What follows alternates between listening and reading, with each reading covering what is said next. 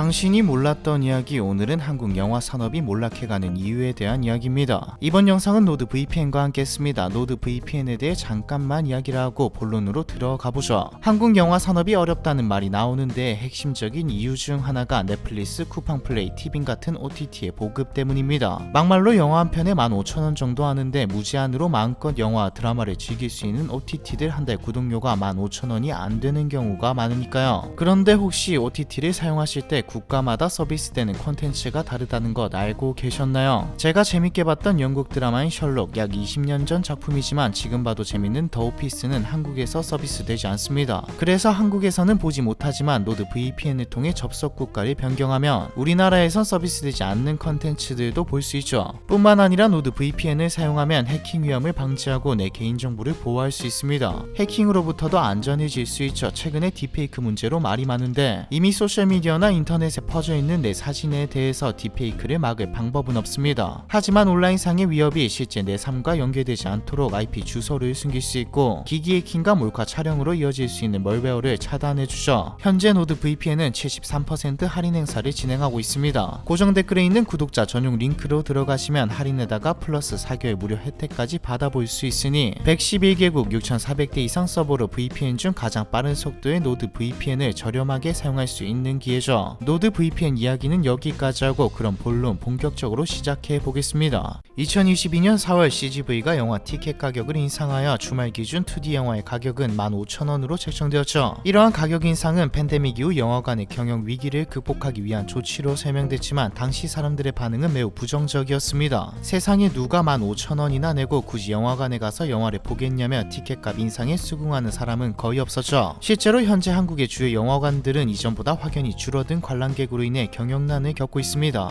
범죄 도시를 제외하면 흥행했다고 볼만한 영화가 딱히 없고 주연 배우들의 라인업이 화려한데도 불구하고 흥행에 참패한 영화들이 대다수이죠. 솔직히 말해서 영화가 재미없더라도 과거에는 배우만 좀 화려하다 싶으면 손익분기점은 넘어설 정도로 사람들이 영화관에서 영화를 많이 봤습니다. 팬데믹이 발발하기 이전인 2019년 기준 한국 영화관 관람객 수는 약 2억 2천만 명에 달할 만큼 영화 산업은 활발했죠. 전 세계 4위 영화 시장이었습니다. 1위가 미국, 2위가 중국, 3위가 일본이었는데 단순 규모로 나열한 순위이기 때문에 인구 대비로 보면 사실상 한국이 2위였죠. 팬데믹이 시작된 2020년 초부터 영화관 관객 수는 급격히 감소했습니다. 2020년과 2021년 동안 관객 수는 2019년 대비 73% 감소했죠. 그런데 영화관만 이랬던 건 아닙니다. 사람 모이는 곳은 전부 손님이 감소했죠. 방역 지침 때문에 관람객이 줄어드는 것은 불가피한 현상이었으니까요. 문제는 엔데믹 이후에도 코로나 이전으로 회복하지 못하고 있다는 점입니다. 당장 저와 여러분이 과거에 비해 얼마나 영화관을 안 가게 되었는지, 애초에 데이트, 친구와 놀러갈 때 영화관을 고려는 하는지 생각하면 와닿으실 겁니다. 실제로 영화진흥위원회 영화관 입장권 통합 전산망에 따르면 2023년 9월 영화관 전체 매출액은 2017년부터 2019년까지 9월 전체 평균 매출액의 52.9% 수준이었습니다. 팬데믹 기간을 제외하면 2008년 이후 최저 매출액을 기록한 것이었죠. 지금 영화값뿐만 아니라 음식값도 엄청난 가격 상승이 있었다는 점을 감안하면 단순 50% 줄었다가 아님을 알 수 있습니다. 인플레이션이 물가가 많이 올랐기 때문에 매출액을 유지해도 사실상 규모가 줄어들었다고 봐야 하는데 50% 감소는 큰일 났다고 봐야 하죠. 영화관뿐만이 아니라 영화 산업 전체가 덩달아 쇠락하고 있습니다. 한국 영화 산업은 구조적으로 다른 나라에 비해 유독 영화관 매출에 크게 의존하기 때문에 영화관이 돈을 벌지 못하면 영화 산업 전체가 경제적인 타격을 입게 되기 때문이죠. 그렇다면 왜 사람들은 예전만큼 영화관을 찾지 않는 걸까요? 이게 다 비싼 영화 티켓값 때문일까요? 실제로 영화진흥위원회가 3,000명의 영화 소비자를 대상으로 실시해 발표한 2022년 영화 소비자 행태 조사에 따르면 영화관을 찾지 않게 되는 가장 큰 이유는 품질 대비 티켓 가격이 올라서였습니다. 2024년 6월 26일에는 영화 티켓값이 부당하게 올랐다고 판단한 시민단체가 이 모든 것이 멀티플렉스 3사의 가격 담합 때문이라고 공정위에 고발하는 일이 벌어지기도 했죠. 그런데 사실 한국 영화의 티켓값은 그리 비싼 편도 아닙니다. GDP 상위 20개국들과 비교했을 때 특별히 높거나 낮지도 않은 평균값에 해당하거든요. 그럼 우리가 영화를 비싸다고 느끼는 이유가 뭘까요? 가장 큰 이유인 품질 대비 가격이 올라서에서 알 수 있듯 지금 나오는 영화들이 돈값을 못한다는 겁니다. 왜 돈값을 못한다고 느낄까요? 일단 관객들의 눈높이가 높아졌습니다. 앞에서 말했듯 과거에는 배우진만 좀 좋으면 다 보러 갔죠. 그래도 재밌게 볼 수 있었던 것은 수입되는 영화 말고는 따로 잘 보지도 않았고 애초에 영화를 작품으로서 보러 가는 사람들이 거의 없었고 있었거든요. 작품이 아니라 데이트 장소, 가족끼리 놀러가는 장소였죠. 하지만 지금은 아닙니다. 기생충을 비롯해 한국에도 명작이 나오고 결정적으로 OTT를 통해 해외 명작과 재밌는 작품들을 접하게 되면서 눈도 높아졌죠. 이미 높아진 눈을 낮출 수는 없습니다. 높아진 관객들의 눈높이를 만족시킬 만한 작품이 나와야 하는데 그렇지 못한 게 현실이죠. 가볍게 보고 싶으면 OTT에서 가볍게 보면 되고 무겁게 보고 싶으면 각 잡고 OTT에서 보면 됩니다. 그렇다고 OTT에 최신 영화가 안 나오냐? 그것도 아니죠. 심지어 OTT 플랫폼별로 독점 제작해서 만드는 드라마, 영화도 많으니까요. 오징어 게임, 무빙, 카지노, 수리남이 대표적이죠. 이제 사람들은 진짜 보고 싶은 영화, 진짜 기대하는 영화만 보러 갑니다. 심지어 이것도 평과 후기를 보고 진짜 재밌다라고 해야 보러 가죠. 그럼 진짜 재밌는 영화가 나오면 되겠네. 맞습니다. 그런데 넷플릭스에 있는 것들보다 작품성이 좋고 재미있어야 하죠. 옷 입고 영화관까지 차를 타든 대중교통을 타든 가서 15,000원을 내고 또 그냥 보기 섭하니까 팝콘도 하나 사면 2인 기준 4만원은 우습게 나가는데 또 기다리다가 들어가서 집에서 OTT 보는 것보다 훨씬 불편하게 봐야 하니까요. 보다가 좀 재미없다고 나가기도 좀 그렇고 화장실 갔다 오는 동안 일시정지도 못하고 저번에는 한번 영화를 보러 갔는데 뒷자리에서 신발을 벗고 발을 올리더라고요. 빌런을 만날 수도 있다는 각오까지 해야 하죠. 이쯤 되면 알아채셨을 겁니다. 티켓값이 비싸다고 느끼는 이유, 눈이 높아진 이유, 코로나 이후 관객이 급감한 이유, 이 모든 것의 원인을 들여다보면 OTT가 있죠. 한국에서 가장 많은 사용자를 보유한 OTT 플랫폼 넷플릭스는 2024년 5월 기준 월 활성 이용자 수가 1128만 명에 달합니다. 쉽게 말해 대한민국 5분의 1은 넷플릭스 이용자인 것이죠. 이 밖에도 티빙과 웨이브, 쿠팡플레이, 디즈니 플러스, 여기에 애플TV까지 합치면 훨씬 많을 겁니다. 또 한 계정으로 한 명만 보는 것도 아니고요. 한국의 OTT 시장은 넷플릭스가 한국에 진출한 2016년부터 빠르게 성장하기 시작했습니다. 그래도 이때까지는 돈을 내고 구독을 하는 서비스가 조금 낯설었는데 코로나 당시 집에 있는 동안 넷플릭스가 급성장을 거두면서 구독 서비스가 사람들에게 친근해지게 되었죠. 한국 드라마와 다양한 컨텐츠들이 글로벌 시장에서 인기까지 끌기 시작했고요. 이때부터 유행했던